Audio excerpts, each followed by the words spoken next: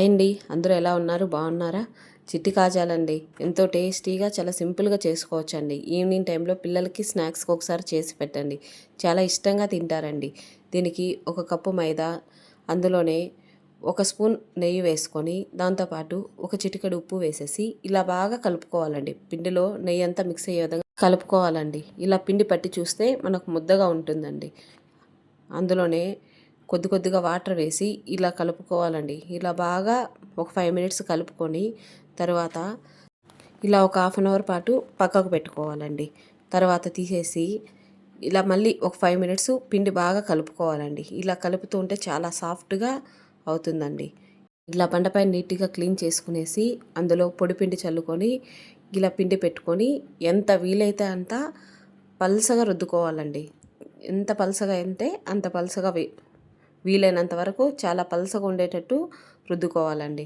ఇలా చపాతీలాగా ఒత్తుకొని దానిపైన కొద్దిగా గీ వేసి మొత్తం ఈవెన్గా స్ప్రెడ్ చేయాలండి గీ అంతా.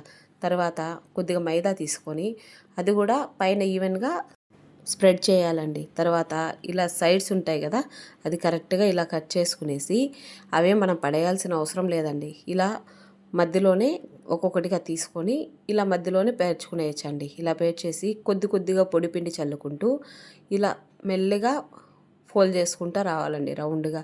ఇలా నిదానంగా కొద్దిగా పిండి చల్లుకుంటూ ఇలా ఫోల్డ్ చేసుకోవాలండి. ఇలా ఫోల్డ్ చేసుకుంటూ వస్తే చివరికి వచ్చేటప్పటికి మళ్ళీ చపాతీ కర్ర తీసుకొని మళ్ళీ ఒకసారి రుద్దుకొని తర్వాత ఈవెన్గా రోల్ చేసుకోవాలండి. కొద్దిగా పిండి చల్లుకుంటూ లాస్ట్లో కొద్దిగా వాటర్ తడిపి ఇలా పైకి మర్చుకోవాలండి. వాటర్ చల్లడంతో మనకు బాగా ఖర్చుకుంటుందండి.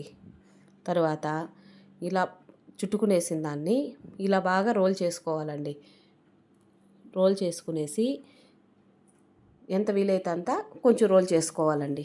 రోల్ చేసుకొని ఇలా సైడ్స్ కట్ చేసుకునేసి ఇలా 3 వేళ్ళతో ఇలా ఒకసారి ఒత్తుకోవాలండి, పై భాగాన కింద భాగాన. తర్వాత చాక్ తీసుకొని ఇలా చిన్నగా కట్ చేసుకోవాలండి కాజాలని. మొత్తం అంతా ఇలా కట్ చేసుకొని తర్వాత కట్ చేసుకున్నాం కదండి, అది ఒకటి తీసుకొని ఇలా చూపుడు వేలుతో పైన ఒకసారి అలా అదిమి తర్వాత చపాతీ కర్రతో పైన ఒకసారి కింద ఒకసారి, ఎక్కువ ప్రెస్ చేయకూడదండి, ఊరికే లైట్గా అలా ఒత్తుకుంటే సరిపోతుందండి. ఇలా ఒత్తుకొని అన్నీ పక్కకు పెట్టుకోవాలండి. ఇలా పక్కకు పెట్టుకునేసి కడాయి పెట్టుకొని అందులో 2 కప్పుల షుగరు, 1 కప్పు వాటర్ అండి. వాటర్ వేసేసి ఇలా చక్కెర కరిగిన తర్వాత అందులోనే కొద్దిగా ఇలాచీ కూడా వేసుకొని మనకి తీగ పాకం వస్తే సరిపోతుందండి.